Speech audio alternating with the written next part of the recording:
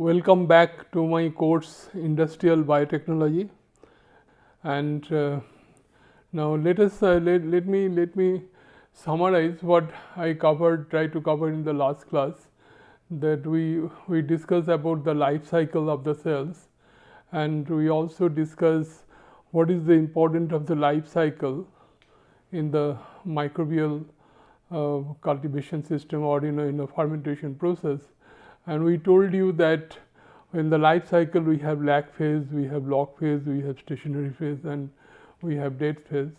Now every phase has some significance. Lag phase tells the acclimatization period, log phase is called the active growth phase, and stationary phase is the starvation phase.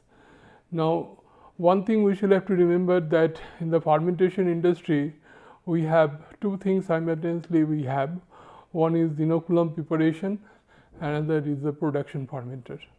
Inoculum preparation, we try to prepare the culture, and the volume of the culture usually 5 to 10% of the production fermenter. So suppose I work with citric acid industry, and the two fermenters we had the capacity of 200 cubic meter, and another fermenter was 225 cubic meter. Now if you consider 5 to 10%, it is around 10 cubic meter to 20 cubic meter. So this much huge volume of culture cannot be produced in the lab, so we shall have to produce in the plant. Now when we prepare this culture, we shall have to see that culture, whatever we inoculate from the lab, it should be in the active phase. And that is why the study of life cycle is very important, because if you in the life cycle you will find that where is the log phase, and usually the cultivation is done in between the mid log phase to late log phase. And then I told you also that most of the fermentation industry we produce secondary metabolites. I have given the example of penicillin in different antibiotics industry, production industry like penicillin, streptomycin. So they are the secondary metabolites, and they produce in the stationary phase. Since the stationary is the starvation phase, we try to extend this stationary phase so that we can get maximum amount of product. After that, we try to discuss the role of batch process and the chemostat. Batch process usually mostly used for determining the life cycle of the cell. The disadvantage of this process that we cannot hold any phase of growth for infinite period of time. So that is the major drawback of the batch process. Suppose if we want to produce the Baker cyst, that the cell mass production maximum take place in the log phase. So since we cannot hold the log phase for longer period of time, then naturally that we cannot get the higher amount of cell mass productivity. But in case of chemostat process, chemostat is nothing but CSTR in the biological system, and in the chemostat process I showed you that mu equal to D. Mu is the specific growth rate, D is the dilution rate, and so dilution rate is basically is equal to flow rate the volume of the flow rate divided by volume of the reactor. So volume of the reactor, working volume of the fermenter is remaining constant. If you change the flow rate, you can change the dilution rate. So at different dilution rate you have different steady state condition. So we try to develop the correlation between the steady state cell mass concentration, steady state substrate concentration with respect to dilution rate. Also we try to correlate how the rate of cell mass productivity correlated with the dilution rate. Then we determine that we find out the equation for Dmax. Dmax stands for the maximum the dilution rate, where we will get the maximum rate of cell mass production. Also we come across another point, what we call D washout. D washout is the dilution rate when there is no cell present in the reactor. And I try to explain the physical significance of that every cell has generation time, and 1 by D is the hydraulic retention time. If you don't allow the cell to resize in the reactor for longer period of time, before it multiplies, if you take it out, you will not get cell in the reactor after some time. So this is the disadvantage of the CSTR process, and this disadvantage can be overcome by using the CSTR with cell mass recycling that we try to discuss how this system can be analyzed, and then we also try to tell you how the plug flow reactor can be used. Now, major problem with the plug flow reactor is there should not be any kind of back mixing in the system. So this plug flow reactor can be used for the system where we have the product inhibition, but and this can be replaced by using the multiple CSTR. Now today we will go ahead with this, and we'll discuss some information that is left with us with this CSTR with cell mass recycling. Then I shall discuss the part model and the Ludeking Pirate model, because the Ludeking Pirate model deals with the rate of product formation in the fermentation industries, how it is correlated with the cell mass concentration, and part model usually deals with the maintenance of the cells, and this will be followed by some numerical problems. Now let me start with that. This is the comparison between the cascade chemostat and the plug flow reactor. Again, let me explain that. In case of plug flow reactor,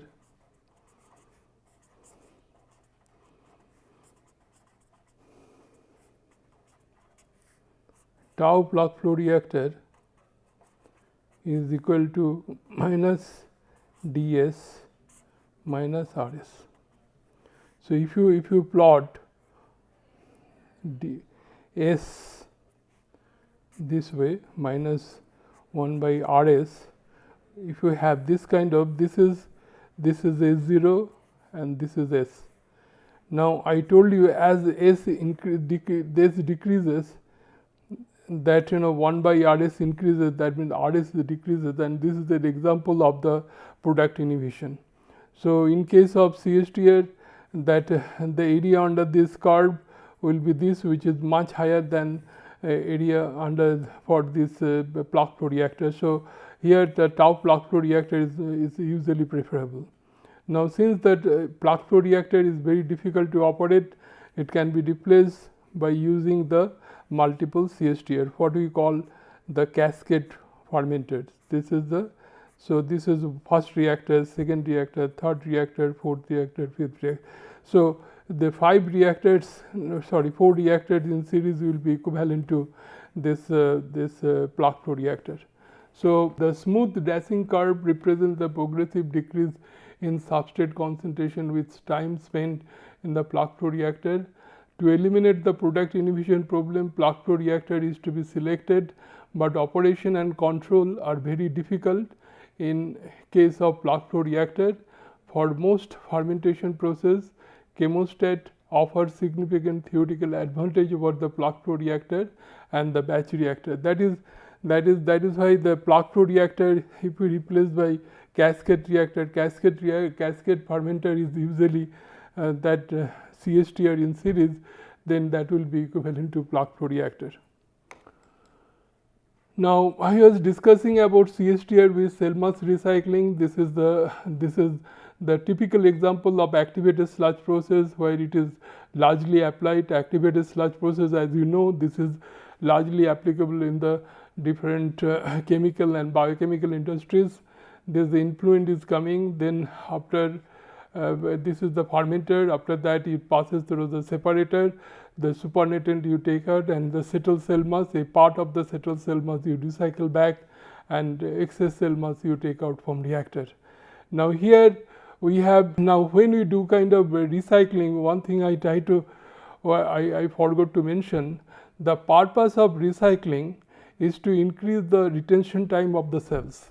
But because we have come across, you can see that hydraulic retention time is what? That volume of the reactor divided by volumetric flow rate. So this is the hydraulic retention time. Now this is like this. This is the flow rate. Q0 is the flow rate, and and V is the volume of the reactor. Now here V divided by this is flow rate volume per unit time, so it will be time. So this is the hydraulic retention time. So what is the solid retention time? Solid retention time here, the cell mass that is going out of the system, it is not coming back to the system. So actual cell mass loss from the system, we assume this Xc is negligible. If we assume this Xc is negligible as compared to this, then the cell actually what is this? This is the rate of flow of sludge that is going out of the reactor, and this is the concentration of sludge. So you know that QW into XU. QW, what is the unit of QW? QW is the volume per unit time. Am I right? And what is the unit of XU? The cell mass concentration is the mass per unit volume. So volume will cancel. This is mass per unit time. That is what you call. This is called cell mass wasting. Cell mass wasting. Wasting means you are taking out from the system. So this is like this. So now how much cell mass is present? Because we assume here most of the reaction take place only in the reactor, no reaction take place in the pipeline or in the separator. If we assume that, now if the amount of cell mass present in the reactor is what? The V into X. V is the working volume of the reactor, X is the cell mass concentration. So this is the total amount of cell mass present in the reactor, and how much cell mass you are taking out per unit time, that is QW into XU. So that is why the solid retention time is equal to what? V into X divided by QW into XU. That so this is the main purpose of recycling is to increase the solid retention time. We want to, because if you don't recycle, then that retention time of the cells and retention time of the liquid will be same. The hydraulic retention time is equal to the solid retention time. But as soon as you recycle back the cell to the reactor, the solid retention time will increase. The main purpose of recycling of the cell, you want to increase the solid retention time. So that is exactly we have written that in case of CSTR, the hydraulic retention time is equal to solid retention time. But in case of CSTR with cell mass recycling, solid retention time is much higher than that of hydraulic retention time. Now let me discuss about the Ludeking Pirate model. This is very important. The Ludeking Pirate model can be used to indicate the product formation kinetics that combines the growth associated and non-growth associated contribution. Now let me explain that. This explain in details what do you mean by growth associated and what do you mean by non-growth associated product. Before that, let me explain that Ludeking Pirate model. Ludeking Pirate model is the dP by dt. dP by dt is the rate of product formation equal to alpha. Alpha is the growth associated coefficient, dx by dt, and beta into x. Beta is the non-growth associated coefficient. Now if you divide by 1 by x, I told you previously, as soon as you divide dP by dt by 1 by x, we call it specific product formation rate. Now this is when dx by dt is divided by 1 by x, we call it specific growth rate. So this is now specific product formation rate will be alpha into mu into beta. The beta is constant, alpha is constant. So so we can easily plot. We can plot QP into this is a straight line equation, and if it passes through the origin, then beta value should be equal to 0. And if the beta value is equal to 0, we call it growth associated product. I shall explain you how the growth associated, why we call it growth associated product. Now in case your plot is like this is your intercept will be beta and slope will be alpha. In that case we call it mixed growth associated product. Now but we have non-growth associated product, that is particularly in case of secondary metabolite formation, that we have non-growth associated product. In that case what will happen, that alpha will be equal to 0. So then dP by dt actually equal to beta into x, because it depends on the cell mass concentration, and it will be a more or less a straight line that we have. So this is, if you plot with x, it will change with respect to, then you can easily find out the value of beta. Now let me explain you how you can define the growth associated product and non-growth associated product. Suppose in a fermentation process, you suppose this is, let us consider this is the batch fermentation process.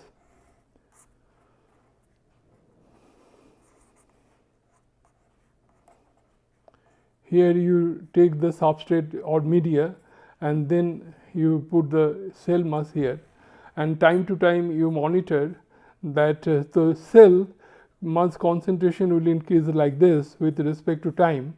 Now if your product formation also increase like this, now you see this is product and this is cell. If the product is other than the cell, then it also changes like this. In that case, I can write dp by dt is proportional to dx by dt.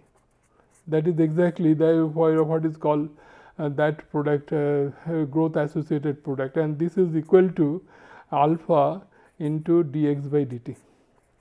Now in case of non-growth associated product, what is happening when your organisms come almost in the stationary phase, then your product formation start. This is like this. This is P dash, this is the product. So this is an example of non-growth associated product, because rate of product formation obviously it proportional to the cell mass concentration, but this is occur when cell mass that attain the stationary phase. So this is equal to beta into x, and this is here the example of the non-growth associated product is your different antibiotics fermentation process, citric acid fermentation process, and growth associated product we have the alcohol fermentation process. But the anaerobically we convert the glucose into alcohol. So this is an example of growth associated product. Next, let me discuss about the part model. Part model is previously it was assumed that all substrate entering into the cell is used for the growth only, but practical purpose the substrate used for the cell has the maintenance function. That means whenever we use some kind of substrate, a part of the substrate goes for the cell mass formation, a part of the substrate goes for the maintenance of the cell. Now what do you mean by maintenance of the cells? Maintenance of the cells means cells has some motility, because in the liquid cell move from one place to others, and this motility of the cells you require some energy, and so this is one how the maintenance energy used. Not only that purpose for the cell ruptured, because due to some other reason, due to shear force and other things, the cell may rupture, you have to repair the cell, you require some energy. So all these different protein formation also we required some kind of energy, that is we consider as a maintenance energy. Now if you the part equation say like this, the rate of substrate degradation is equal to rate of substrate that is used for the growth and rate of substrate that is used for the maintenance of the cells. Now I already explained you. Now if you write ds by dt minus ds by dt, what I can write, this is equal to ds by dx, and this is dx by dt. Am I right? Now if this dx by dt is nothing but 1 by x, this is called yield coefficient, and this dx by dt is equal to mu x. That we already did it in early class. So we can substitute this minus ds by dt overall, we can replace by mu into x, y x by s overall, mu into x, y dash x by s. Now here I want to point out like this, here the rate of substrate that consume overall substrate consumption is equal to the substrate consumed for the growth of the cells and substrate consumed for the maintenance of the cells. Now this we can write like this for the growth of the cell, this is overall growth of the cells, we can replace like this mu x by y x by s overall, and this is growth, we can write mu x y dash x by s. Now y dash x by s is considered as true yield coefficient. This is y x by s dash is called true growth yield.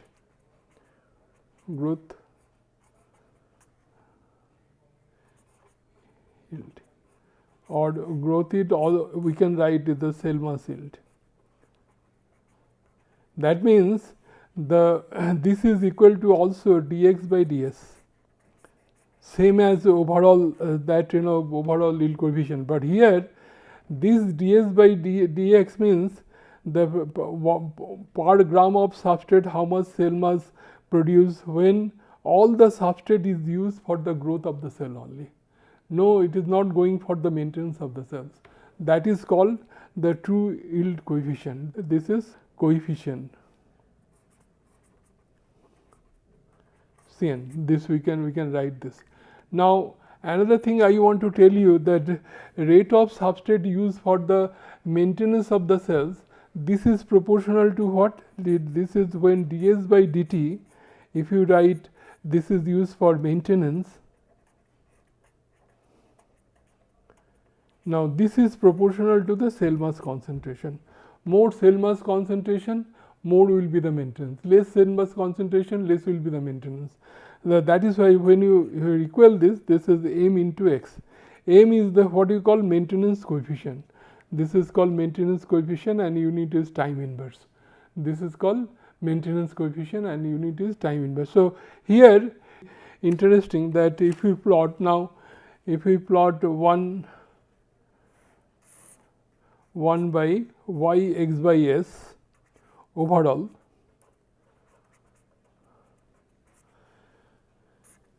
here we can plot 1 by mu, you will get a straight line plot. The slope will give you the value of m, what you call maintenance coefficient, and intercept will give you 1 by y x by s dash. This is the true yield coefficient, true growth yield coefficient. This is like this. We can easily find it out that for the cells. So this is how we can find out the part models. By part models, this can be used for finding out the maintenance of the cells. Now let me discuss some problem. First problem that we have chosen, that is Pseudomonas. You might be aware that about the Pseudomonas is very, this is the bacteria which was first genetically modified and is used largely in the wastewater treatment process. The Pseudomonas that has the minimum doubling time is 2.4 hours when grown on acetate in a chemostat operation that follows the Monod model. Now K's value is 1.3 gram per liter, yield coefficient 0.4 gram of cell per gram of acetate. S0 is the initial substrate concentration is 38 gram per liter. That means the initial acetate concentration is 38 grams per liter. So what you have to find out the value of S and X. X is the steady state substrate concentration.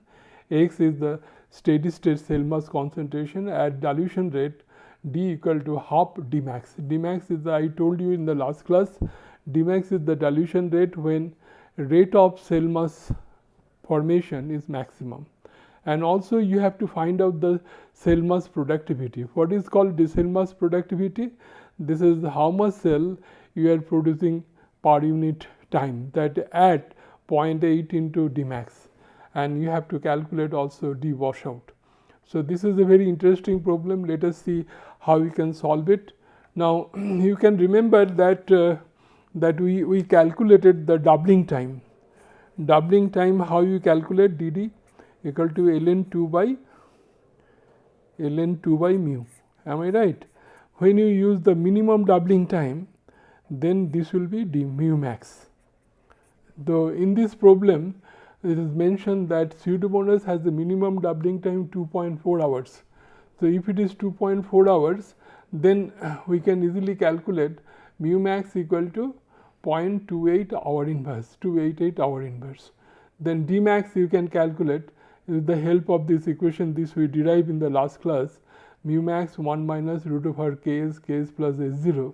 This is equal to 0.23 hour inverse. Now in this first part you have written they have D equal to half D max. So we can have dilution rate equal to 0.1178. Now we have also find out that steady state under steady state condition the substrate concentration equal to Ks into D mu max minus D. So if you put this different value Ks D, you will get the substrate concentration, that is 0.899 gram per liter.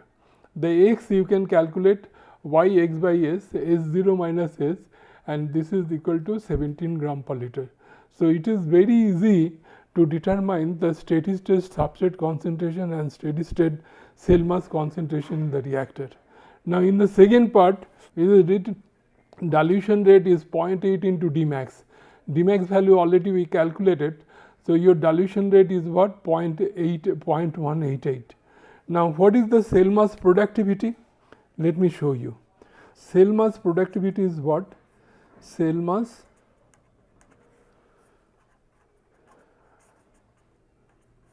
productivity, am I right? Productivity is what? Usually it is the whatever cell mass concentration is there multiplied by D, because we have shown you this is X, D is under steady state condition and sterile phase D equal to mu, and this is will be equal to dx by dt. Dx by dt is the mass of cell produced per unit time. So this is exactly that cell mass productivity is equal to X into D. So we have this dilution rate. So you have first we shall have to find out what is the cell mass concentration at this dilution rate. Then we can multiply that X with D, we will get the value of the cell mass productivity. This is exactly they have found out that X we find out that 16.35, and then you multiply it by 1.188, we get the cell mass productivity whose unit is gram per liter per hour. Now D washout again is simple. Had D washout the X equal to 0. Since X equal to 0, S will be equal to 0. So D washout equal to mu max S0 Ks plus S0, and this is equal to 0.279 hour inverse. So this is the show we can easily solve this problem. Now we have another problem with us. The steady state substrate and biomass concentration in a chemostat operation is given by S0 equal to 700 milligram per liter. Calculate mu max and Ks, growth yield coefficient, true yield growth yield coefficient, and the maintenance of the maintenance coefficient. So you know that this is not a batch process, this is a continuous process. So it is a chemostat operation. So they have given the different dilution rate, what is the steady state substrate concentration is given there, different steady state cell mass concentration is there. Now in this equation, if we use the Monod equation, we can write in the form of linear buck plot mu equal to D. Then I can write 1 by D equal to Ks by mu max, 1 by S plus 1 by mu max. Now if you plot 1 by D versus 1 by S, this is constant and this is constant. From the slope you can find out Ks by mu max, and intercept we can find out 1 by mu max. So this is exactly we have found out here, that mu max we calculated and Ks we calculated. Then according the part model, that 1 by y by x by 1 y dash x by s plus m by mu, and in the CSTR under steady state condition mu equal to D. So I can write this equation like this. Now in this equation that you see that D is the dilution rate, and then this is the substrate concentration, this is the cell mass concentration, and from that we can easily find out the yield coefficient. How we can calculate the yield coefficient? Yield coefficient is nothing but dx by ds. We know the initial cell mass concentration, we know this final cell mass concentration, and initial substrate concentration and final substrate concentration. From that we can find out the yield coefficient, then 1 by y x by s overall we can calculate, then we can plot this, and from the slope we can find out the maintenance coefficient. This unit is our inverse, and from the intercept we can find out the true growth yield, that is about 0.5. So this is very simple. Then other problem that we have, that I have given as a assignment. If you this is for this I shall solve you when I shall discuss your Baker's fermentation process. Thank you very much.